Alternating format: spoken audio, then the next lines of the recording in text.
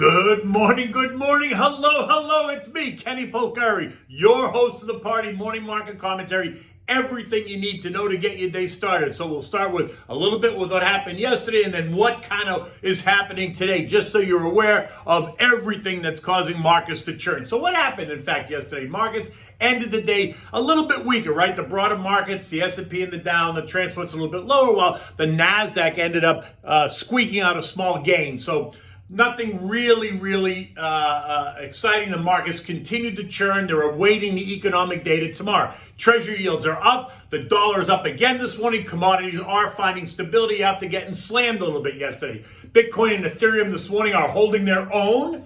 And many are now beginning to ask, are we getting ready for that pullback? You know how I feel about it. I'm looking for a 7 to 10% correction. And what are we having for dinner tonight? The steak Florentine, which is spectacular, but we'll get to that in a minute. So stocks ended Monday, just like I said, somewhat lower. Commodities got smacked, right? They gold, silver, oil. The dollar index rose. The VIX traded slightly higher. The 10-year Treasury rallied, ending the day at 1.32%, all while the Delta variant continues to spread like wildfire, or at least that's what the mainstream media would have you believe, right? I mean, Chuck Todd, host of Meet the Press on Sunday, couldn't help himself, tripping over his own words as he featured that South Dakota Sturgis motorcycle rally as a super spreader event, creating all kinds of hysteria. And I just hope we're not going there again, that we're not going to start this narrative all over again. But as the day began, stocks were treading water, right? And then as it progressed, it only got a bit weaker as the focus turned to the DC infrastructure plan, the Fed, better macro data, more of the Delta variant, and the conversation and what that means for the supply chain issues. By 4 p.m., when the bell rang, the scoreboard showed losses for the broader market, like I said, while the NASDAQ managed just to eke out a slight gain, right? Just ended the day slightly higher, nothing dramatic in either direction. The only economic data point was the JOLTS report, right? The Job Opening Labor Turnover Survey. And what that told us is that there are a record number of jobs available. We now have more than 10 million jobs available for anyone that wants to find work.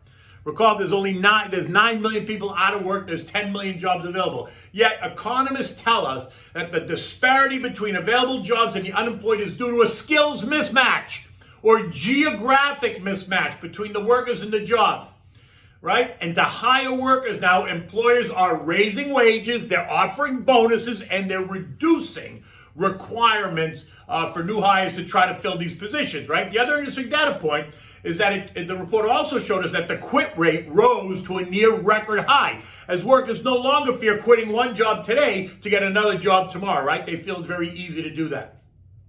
Every sector yesterday in the red, except for financials, which are up about 0.25%, and healthcare, which was up 0.4%. Energy, as expected, took it the hardest. XLE falling 1.4% as the story continues about the Delta variant destroying destruction. Why? Just because China supposedly is importing 20% less oil than it did last year, according to that report. And that suggests the end of the energy trade is upon us, all because of China. You know how I feel about that. Now, while oil is down about 9% the last week, over the hysteria created by the paparazzi, gas prices at the pump have not fallen at all. And so that's interesting. Yesterday's trading took oil right back down to the support line, the intermediate support line at 66.52, where it held. And this morning we're up about $1 or 1.5% at 67 and change. The energy ETF XLE remains in that tight range between its intermediate and the long-term moving averages, right? Support and resistance at 48 and 51. The XLE is up 29% on the year. And my sense is that the demand destruction story is overdone.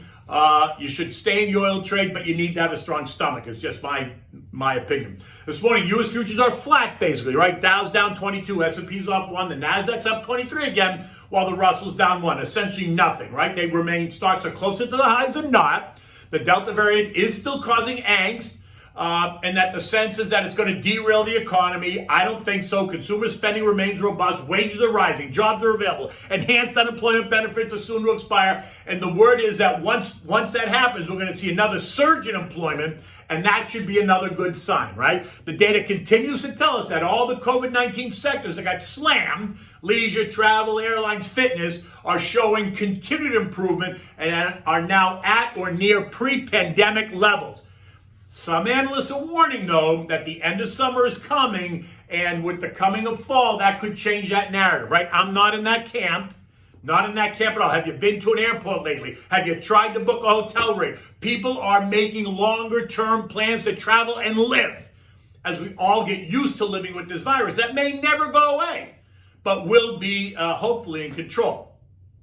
This morning, the 10-year Treasury is yielding, like I said, 1.32%. The dollar index is up small this morning on bets that the Fed is going to announce a tapering in August. And to that point, Boston Fed President Eric Rosengren has come out once again, raising his hand and his voice, telling us that the Fed should begin to taper sooner rather than later, suggesting that Jackson Hole is the perfect time to make that announcement, with the tapering to begin in the fall, in the September versus late fall or early winter, right? His comments are now the most aggressive. The others that have come out in support of taper have all pointed to a December 2021 or January 2022 timeframe. He's not. This puts Powell in between a rock and a hard place because he's been so vocal in saying that we're not at that point yet.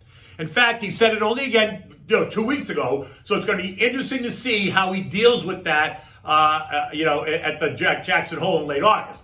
Watch for other Fed talking heads to take center stage this week. Chicago's Chucky Evans and Kansas City's Esther George, both expected to speak, and everyone is going to be expected to listen to what they have to say. Recall that Chuck Evans is solidly in the taper and hike camp, while Esther George remains on the fence. So investors are going to listen closely to what she says to see where her head is at. And remember, she is also the host of the Jackson Hole Boondoggle, right? Because it's a Kansas City Fed event that takes place at Jackson Hole. Eco data today includes nothing important, but tomorrow and Thursday are going to set to ignite the flame, right? Tomorrow we're going to get the Consumer Price Index report. And the expectation is calling for an increase of 0.5% month over month and 5.3% year over year. Ex-food and energy of 0.4% and 4.3% respectively. But recall, last month we got a surprise to the upside, significantly more than even the most aggressive estimate. And while Jay came right out and said, nothing to see here, prices increases are transitory, investors are not convinced. So tomorrow's going to be a key day. Then on Thursday, we're going to get the PPI report, right? Producer Price Index. And that is the price of the raw materials that manufacturers must pay to buy the products, to manufacture the products that they make.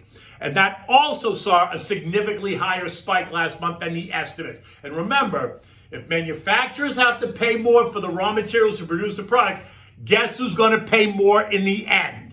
And so the cycle continues, right? European markets this morning are flat. The German ZEW economic survey missed expectations by a significant margin, falling 23 points from 63 to 40.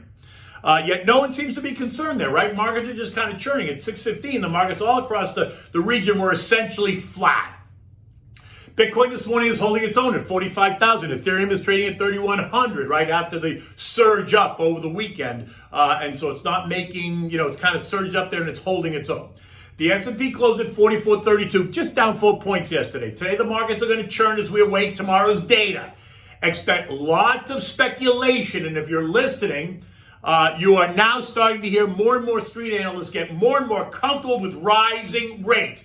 Many now calling for the 10-year to yield anywhere between 1.8% and 2% by year end, which is also a level I've been saying since the initial spike in yields back in February, March. Remember, I'm hoping for a consolidation, right? I want this pullback to happen.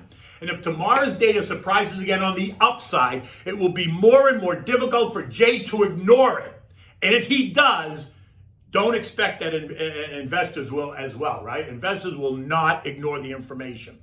I'm thinking, like I said, a 7 to 10% pullback is not out of the question. And that would take us back to the 4,000, 4,100 range. While there are others that suggest we're going to get a much bigger correction, 15+%. And if that's true, it would take us down to 37.70, down and through long-term support at 39.66. Something I do not see unless, of course, Jay announces something that nobody expects, which is not happening. In any event, none of this suggests that you panic at all. You stick to the plan. Remember, investing is dynamic. You should keep some cash ready to deploy, but don't be so quick on the trigger just yet. Patience is a virtue. You know what you can do? You can text the word invest to 21,000 on your cell phone. You're going to get my digital business card. Download it right into your phone. It's got all my contact information on it. You can text me, email me, call me. I'm always happy to talk about what's going on in the markets, what's concerning a plan, whatever you want to talk about. You can always also find me on Twitter. My Twitter handle is just my name, at Kenny Polcari, and you can find me on Instagram, KennyP1961. And if you're watching this on YouTube, you know you can get me on YouTube. Okay, so what are we having for dinner tonight?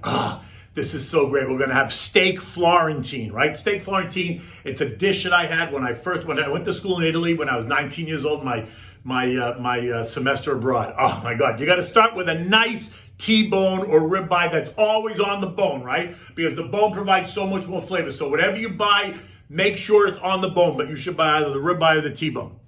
So besides the steaks, you're going to need garlic cloves, pork fat back, dried rosemary, coarse salt, in this case kosher always works best, and pepper. You want to take the steaks out of the fridge, rinse them under cold water, pat them dry with a paper towel, leave them on a platter for 20 minutes so that they come up to room temperature, right? You want them to be room temperature when you start to marinate them and massage them. In a food processor, you want to blend the pork fat, the garlic, and the rosemary to a pasty-like consistency. Next, you want to massage the mixture into the steaks, taking time to make sure that you work it into both sides of the steak, right? That it's nice and covered well. Then you want to season it with salt and pepper after that. Light the grill, turn the heat up high, get it really, really hot, clean the grates, get it ready, right? Because the grill has to be nice and hot. Place the steaks on the grill, and you're going to cook them for about 5 minutes per side. Now, depending on the thickness, if they're a little bit thinner, it's 4 minutes. If they're a little bit thicker, 6 minutes. But if you do 5 minutes on each side, when you take it off, you should have a nice pink center, right? Remember, when you take it off the grill anyway, you're going to cover it, let it sit for another 4 minutes, allowing them to continue to cook a little bit and allowing the juice to flow, right? Once it's ready, you want to serve it on one plate, right? So you want to you can either serve individual steaks if that's what you want, or you can slice the steak and then serve it sliced.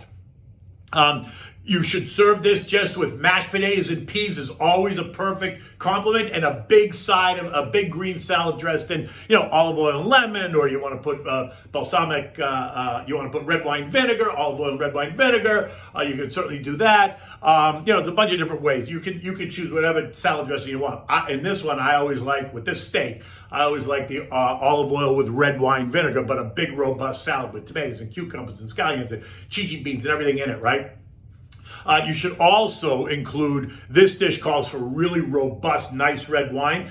I like the Brunello di Montalcino with this because it's like velvet. It is, it's really good. In any event, listen, the day is getting started. The sun is coming up. It's going to be another beautiful day here in South Florida. Pay attention. Get ready for tomorrow's CPI and Thursday's PPI data. Until then, take good care, and I'll see you tomorrow.